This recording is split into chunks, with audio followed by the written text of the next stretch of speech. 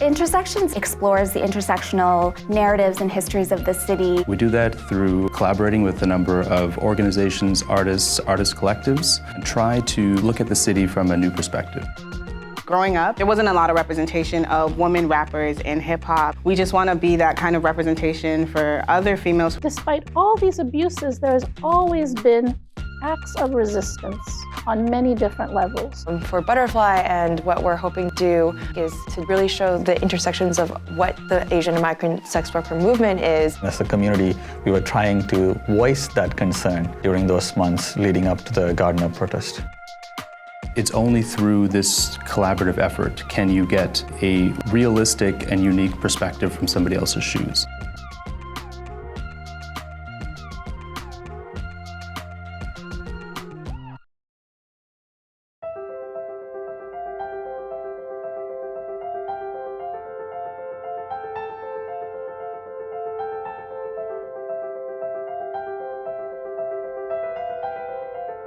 Hello, my name is Bong Castro.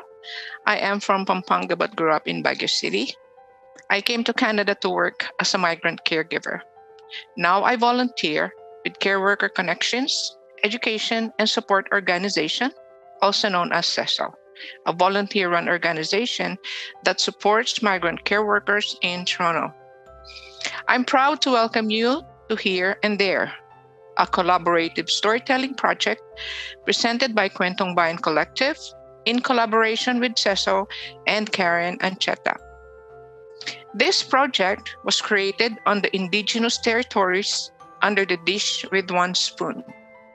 Maraming salamat to the traditional caretakers of this land who allow our community to live, love, and create alongside with them. We are also grateful to our creative team, Myseum of Toronto, and the Ontario Arts Council. Now let me pass this to Nadine Villasin-Feldman, Director of Programming at Myseum of Toronto, to say a few words. Thank you, Bong. As Bong mentioned, my name is Nadine Villasin-Feldman. I'm the Director of Programming here at Myseum of Toronto, and I'd like to welcome you to Myseum's 6th Annual Intersections Festival and today's program, Here and There. The Intersections Festival is an annual citywide arts and culture festival that explores Toronto through diverse intersectional perspectives. And every year we have the privilege of partnering with individuals, artists, community groups, service organizations, heritage associations, and more to present a wide variety of programs. This year's festival takes place from April to June 2021, balancing outdoor physical exhibits with virtual exhibits, events, and experiences online. Before we begin, I'd like to give a huge thank you to our Here and There program partners, Kwentong Bayan Collective, Caregiver Connections Education and Support Organization, also known as CESO. Of course, our storytellers, Annalisa, Julianne, Cecil, Gladys, Janice, Joy, Yolanda, and Marilyn. And from the creative team of Here and There, I'd like to thank Joe Simalaya Alcampo, Althea Balmez, Karen Ancheta, Christine Balmez, and finally, Martha Ocampo from CESO. I'd also like to thank our festival funders, Canadian Heritage, Ontario Cultural Attractions Fund, as well as our community donors, Quadrail Property Group Toronto, the McLean Foundation, and Downtown Young BIA. Finally, I'd like to just provide a little bit of information about the program you're about to see. This event is an hour long and includes storytelling from 8 storytellers, soundscapes, imagery, and illustration. So please feel free to take breaks as you need them. A full recording of this event will be available on the Myseum website in the weeks to come. And so now I'd like to pass things back to Bong. Thank you again for joining us today. Migrant care workers support Canadian families to care for children, seniors, and or those with high medical needs.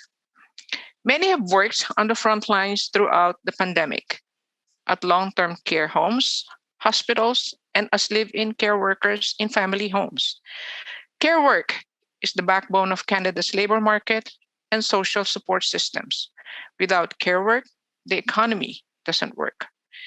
Decent work and landed status now for the workers providing care work must be the foundation of Canada's care economy. Many care workers are paid low wages, work long hours, and live in difficult conditions for years to have the chance to apply for permanent residency. They are tied to their employers and face exploitation as a result. Others face immense difficulty getting other jobs, particularly during COVID-19. CESO is one of the migrant care worker groups across Canada, organizing for dignity and fairness. At the moment, we have a petition ongoing for landed status now. Please go to www.migrantrights.ca to learn more and help us take action.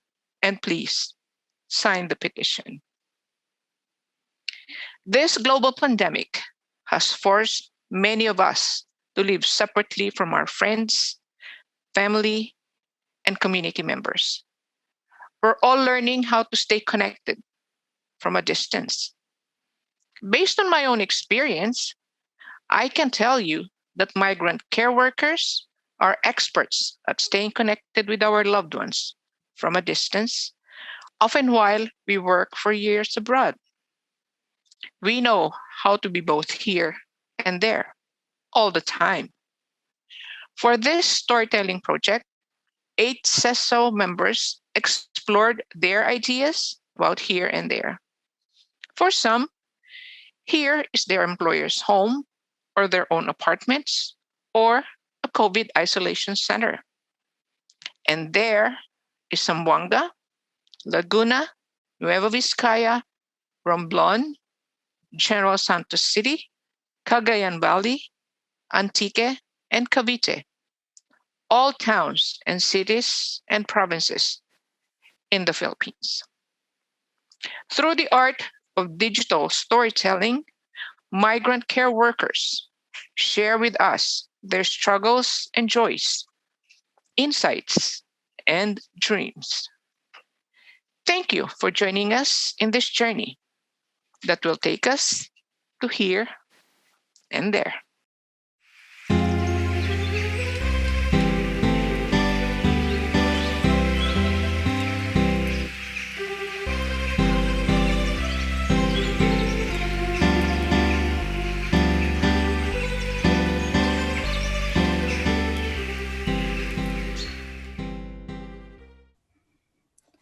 Stretch out like I own the world.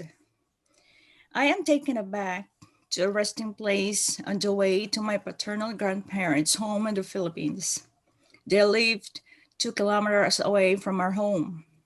Time to time, I spend my weekend there. The walk to their place required a stop to rest because it was mountainous. It's exhausting, especially if you are carrying provisions, or for my case, carrying firewoods and coconut on my way back home. Every time I took a stop there, it feels so good. At the top are trees, then the bare grass space down there is a cliff. The drop was hidden by a thick growth of bamboo, and there, hidden, is a trail somewhere along the edge where you can climb down into the river. So, trees on the one side and river to the other side. The rest of the surrounding were trees. I remember also my lolo, another relative. He had a nipa hut there in the middle of the grassy space with a huge blackberry tree hovering over his small resting hut. I can imagine myself stopping there, putting my burden on the ground. I stretched my back, twisting my hips, and shaking my hands. I remember taking a deep breath of fresh, cool mountain air. Sometimes I let down my long hair to let it breathe too, drying the sweat to the exhaustion. There are times I lay on my back, stretched out like I own the world. With my hands under my head, I start to doze off until my grandma shakes me to get up. It's so lovely there. Who wouldn't, anyway? I did this since I was a kid. I was young when I learned to carry stuff from my grandparents. I did this until I married. So when I close my eyes, imagining myself back there again, I can still smell the cool dewy air, the breeze blowing my hair, drying my sweat. I can still hear the crow quacking. Sometimes I mistook it for a dog because there was plenty in our way just before we start to climb up into the mountain. I can still hear the dog barking every time I pass. Maybe the same with everyone who passed there. Sometimes its owner will come out and shout a greeting to us while calling her dog back. I always cherish the sound of the birds chirping, singing. There are plenty. Most of them are Maya, some are robin-like, and time to time a hook with its huge wings spread, ready to land and grab its prey. So many things I can remember on just that particular stopping place. Although we had several, on that particular spot, we spent so much time. It calls to me, even now. Sometimes I open my baon, cookies, candies, or bread, or chips. My habit, in case you might have wondered about my lacking of food. It started when I was a kid, maybe on that frequent climb.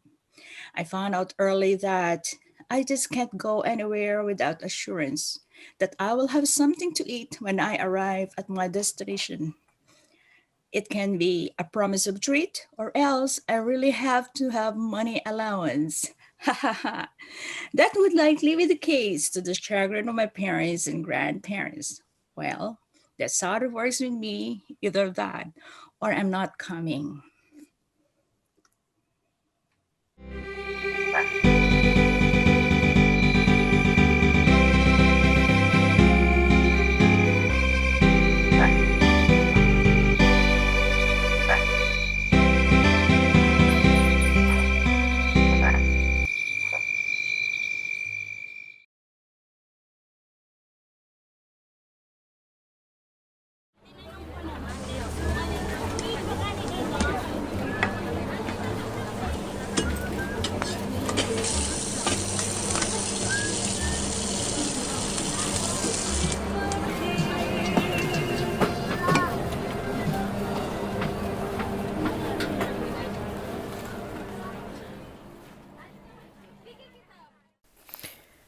Back home at the Philippines, I see many kids running the surroundings of the house, and every morning they are playing a game.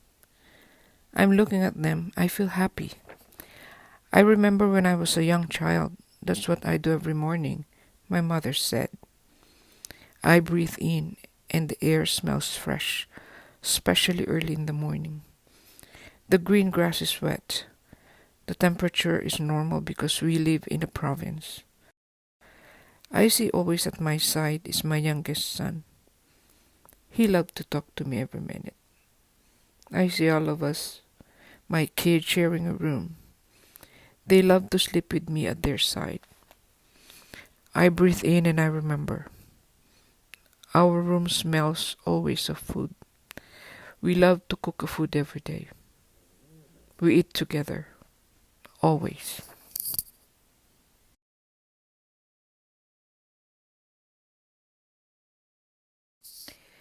If I could snap my fingers. Yes, if I could snap my fingers. Like this.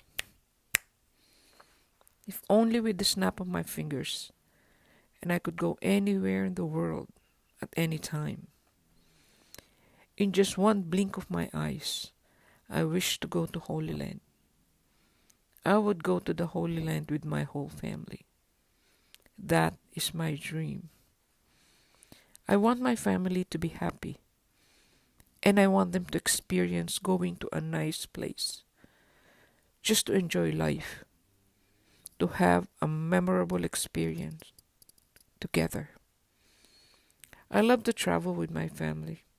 It's so nice visiting places with your family.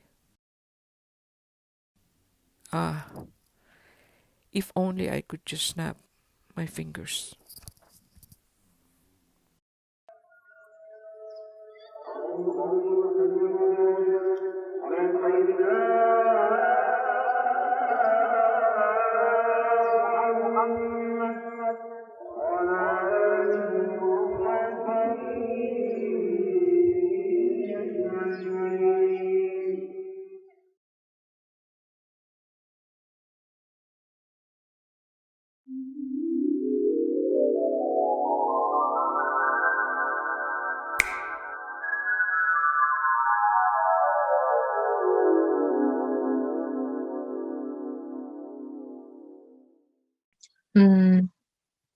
Traveling is the first word that popped up in my mind.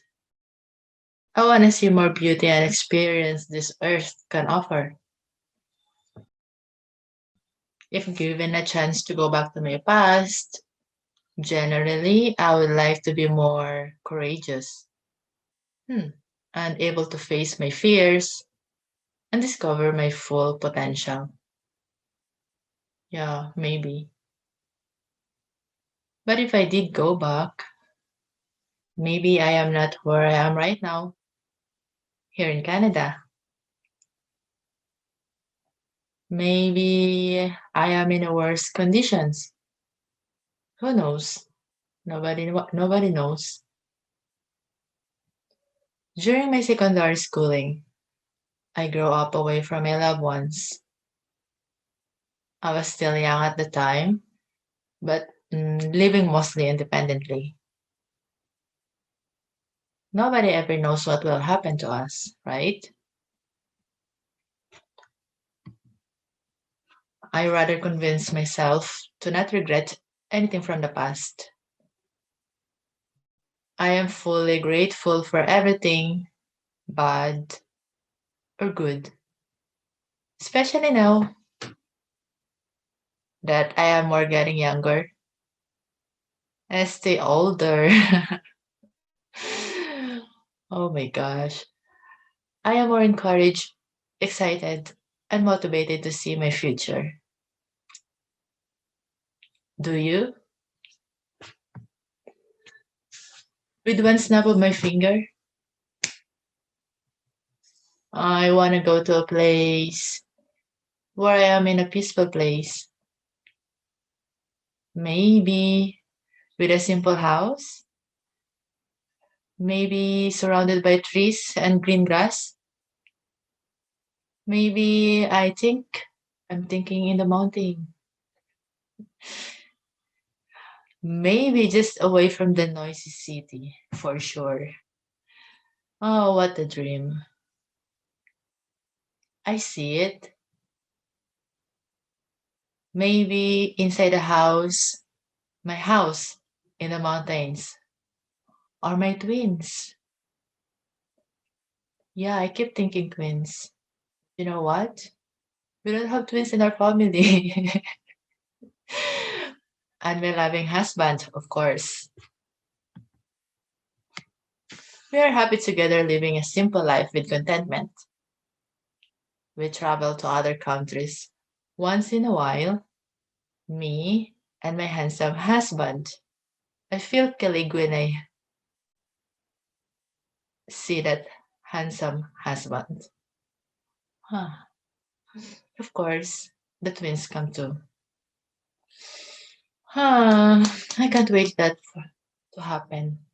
Hopefully soon. In the meantime, in this moment, I want to enjoy my journey. Every day, every situation, every place, every emotion that comes my way. With this, I reach my full potential.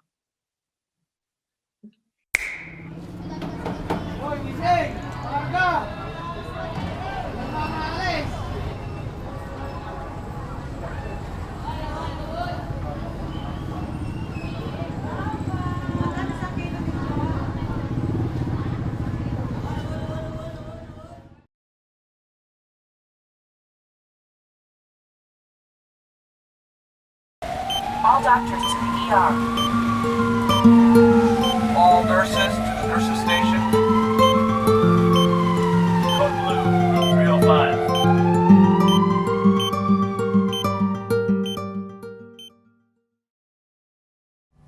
I am here in Toronto, Canada, year 2021, inside my hotel room where 14 days I'll be isolating with my youngest son. Just ended our second wave lockdown due to COVID pandemic.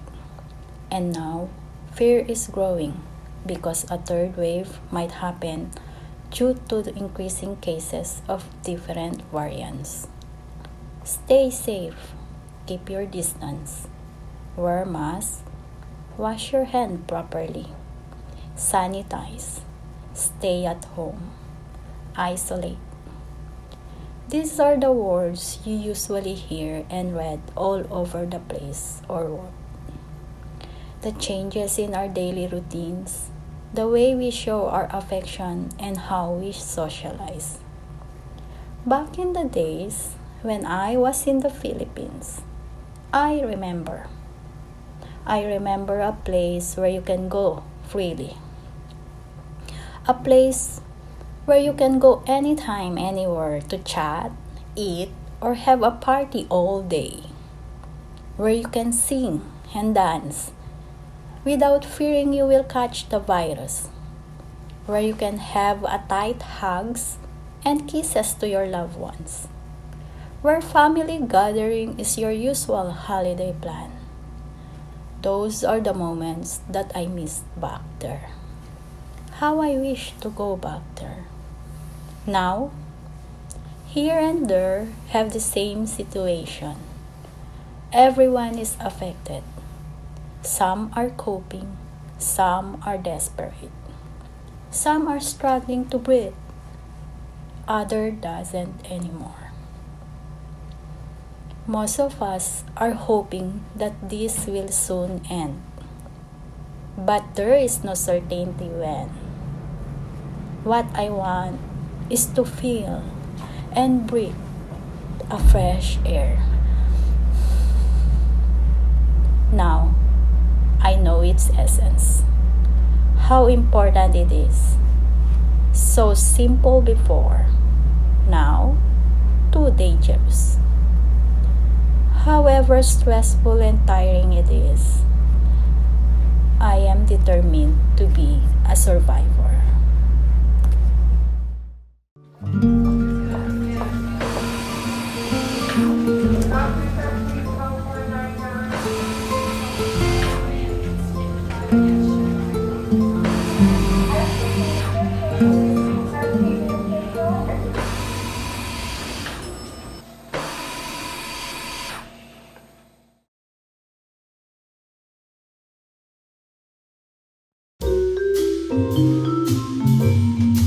Here and there,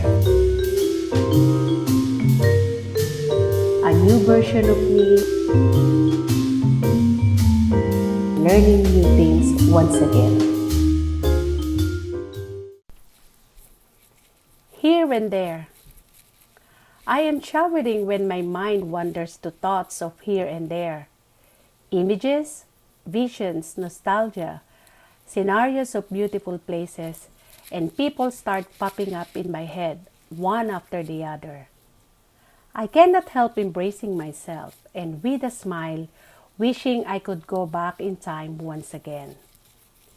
Here for me refers to my current life in Canada, and of course there is my past life in the Philippines. The only difference with each life is time.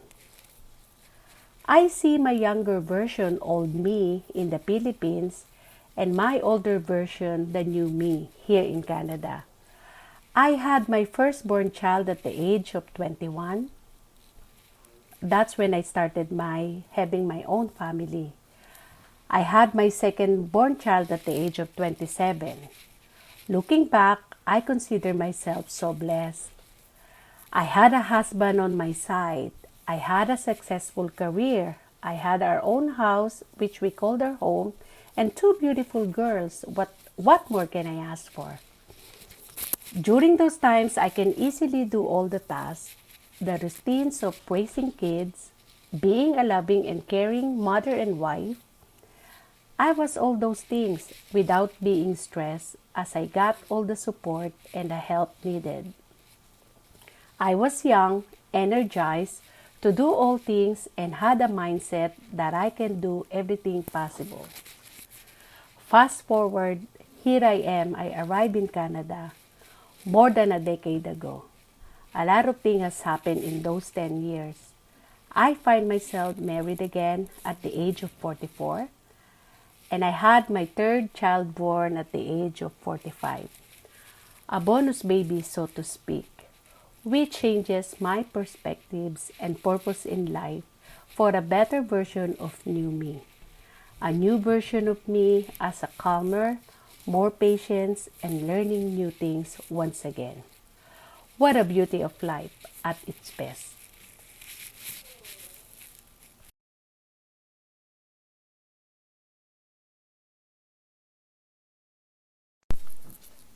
Diamond painting.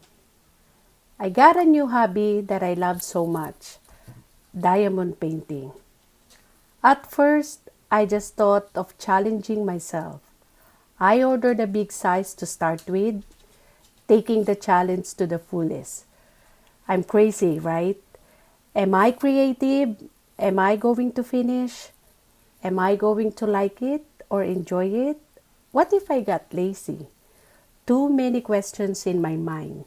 And the answer, I don't know. Let's wait and see. I will take it as it goes on my own pace. So first day, I am so excited. Open the package and voila. Too much in the package kit. I ordered the big one and there's a lot of colors. I got overwhelmed and wanting to back out. But of course, it's just back of my mind. So I started it. At first, I don't know what to do. So I have to Google and watch the demo on how to do the diamond painting. While watching the demo, the video on how to do it, I got good tips on how to do it. Not just relax, do one by one, find your rhythm, do as it goes based on your ability on how you do it, on your own time, on your own strategy, on your own stroke. And soon enough, I find comfortable doing it one by one. I got the rhythm. And then I started having fun, hearing music while doing that.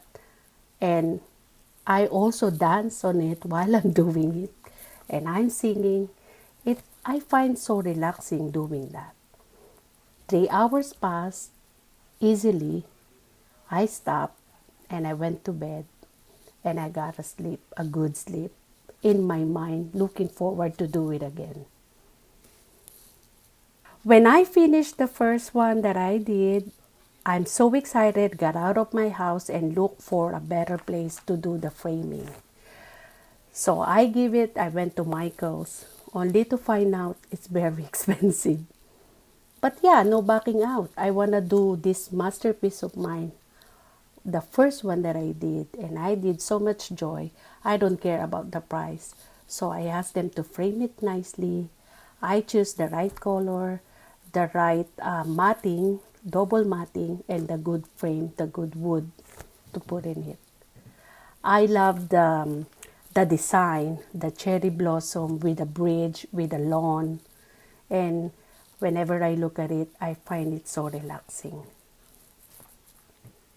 As soon as I got the first art that I did, I'm really excited. I put it in my wall, and when I look at it, it's so beautiful. And I feel so accomplished looking at it, that I have something in me that I didn't know, the creativeness. That all my life I believe that I cannot do art. But when I did this, like it's possible that you can do it if you like really want to do it. And if you're finding joy and fun while doing it, you will feel more accomplished. And I love this masterpiece. I'm also very proud to tell people that, hey, this is me. This is what I did. I did it with patience.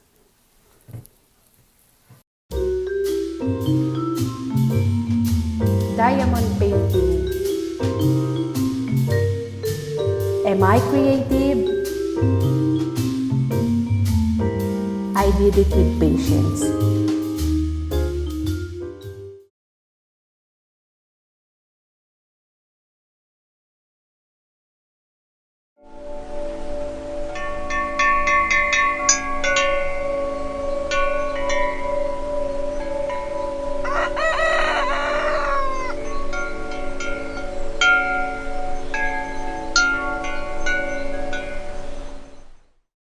here I am. There, I wake up for another magnificent morning. I can hear an occupied environment. Loud conversations of farmers, chirping birds, moans of carabaos, and rattling noise from tractors. I blast off from my cozy bed and proceed to the kitchen. As expected, Mom has prepared sumptuous breakfast. Cheese sausages from scratch, my favorite omelette with fresh tomatoes, which my dad grows in our backyard, and a glass of fresh cow's milk to complete my meal. Living in the farm side is more than a fairy tale for me. Imagine how things has changed for me. Here, I wake up in a chiller room. Here, I listen to the screeching cars and the loud sound of snowplow. I hop off my not so snug bed to prepare my own breakfast. Toasted bread with peanut butter or just oatmeal. Something easy to prepare. It needs to be quick before I start my work. It reminds me that I am no longer in the countryside. Yes, I am in the city.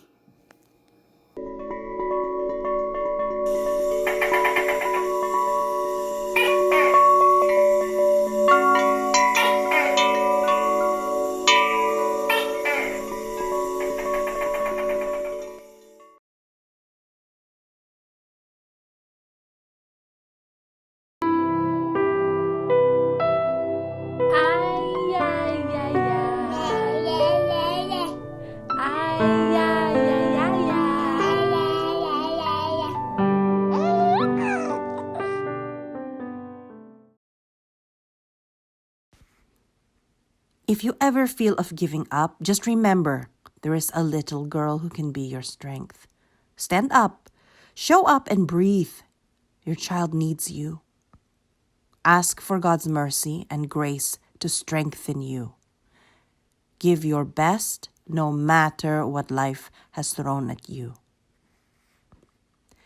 This was my mother's word every time I felt like giving up, when I felt weak and helpless, when all I can do is to shed tears with no way of holding them back. She was gone too soon. She fought it harder than anyone I know. Armed with God's mercy and grace, with all her strength, she held on.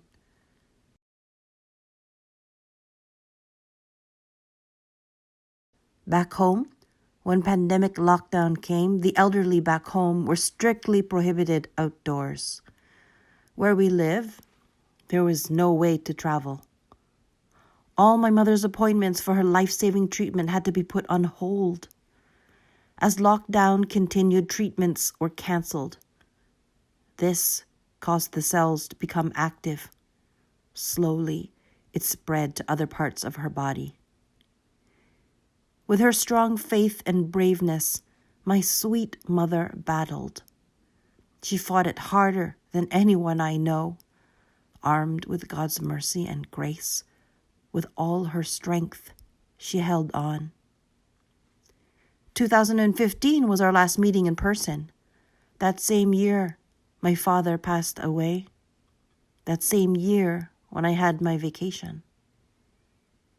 This is the reason why I can't get over this easily. This time of global pandemic, when I can't do anything but stay at home, I can't get back home. I can't even take my mom to her final resting place. Armed with God's mercy and grace, with all her strength, she held on. My PR is coming soon. Just a few more months. Hold on. To think that I thought things would be more certain with time. Be patient. Hold on, I told myself. I planned. This year I will go back to visit back home and reunite with my family. But even when the time will come and I'm able to travel back home, my mom is no longer around. She fought harder than anyone I know, armed with God's mercy and grace. With all her strength, she held on. I miss all her loving support and advices. Every time each challenge strikes me. Now, I have to learn to stand alone without her. It will be harder to achieve all my goals. I love my mom beyond measure. Every day my tears shed. Every day I think of her, our daily conversations. She is where I gained my strength. What would you say, Mom? What do you think about that? Working far from home is not easy. I don't have a single first family in Canada where I could run to. She was home. With her strong faith and braveness, she battled her stage 3 diagnosed breast cancer. She fought it harder than anyone I know, armed with God's mercy and grace. With all her strength, she held on until it progressively reached the last stage. I hold on.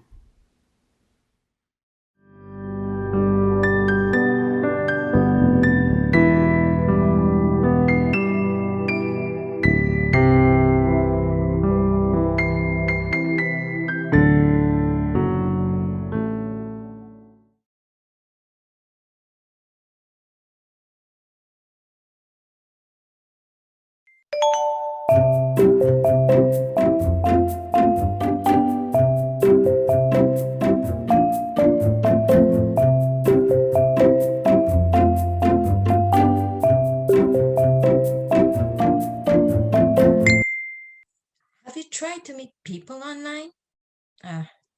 I've been single for quite a while now. Lie on my bed, doing nothing. I feel lazy because it is my holiday. I feel lonely and bored. Scroll back and forth on my Facebook page. Suddenly, oh, what's this? Dating apps. Should I enter the world of dating apps? It might help me in my crazy brain right now. I downloaded the apps, and after a few minutes, I'm ready.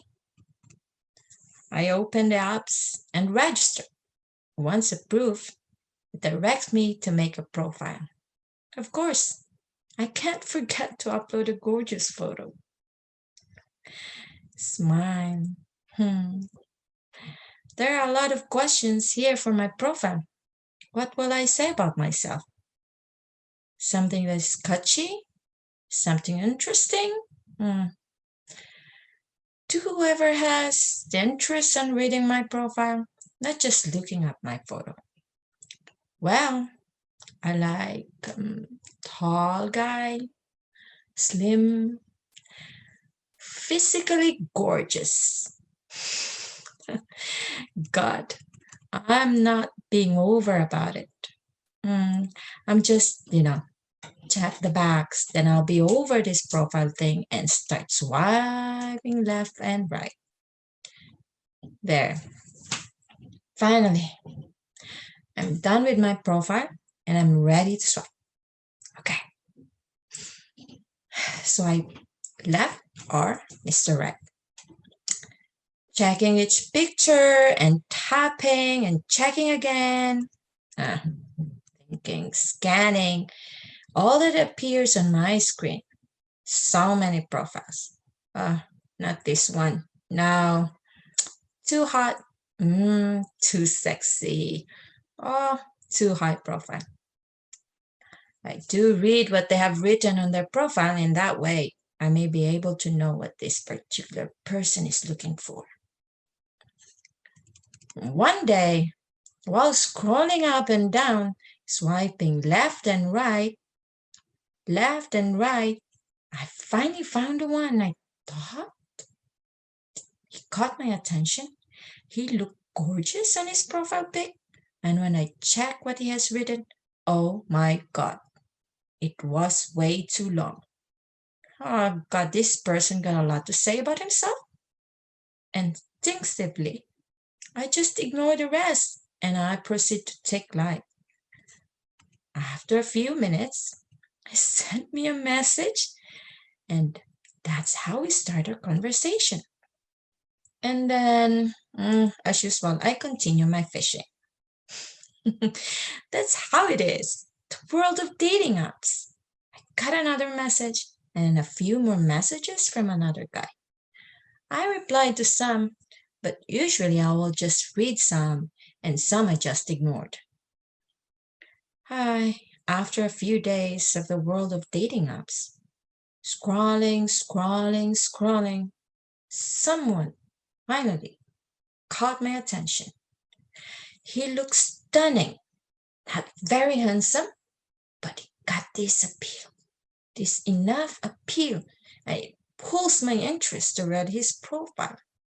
As I view more of his pics, God, sound of new message. He said, oh my God, hi. I pulled myself together and replied, sure, hi. Sometimes with a simple hi, a good conversation starts, and it continues for days and even for months, even before anything could have happened. But to this person, it was fast. After a few weeks of chatting, back and forth, he said to meet him in person. Like he said, he asked me to meet him in person. Oh my God! I was so excited and anxious at the same time. Knowing that I will meet him for the first time, I felt like a teenager again. God, I am crazy, not so old lady. I am 39. All I ever wanted at this time is to find someone good enough to date before I turn 40. My time is short. I have 2 months left before my 40th birthday. And in my mind, should I grab this person? Or should I continue searching? Should I set a deadline for this crazy pursuit of love? I'm getting to the age where all my friends and the people I know are now married and have family of their own. It seems for me to be long overdue. Ding! Sound! New message. Hi!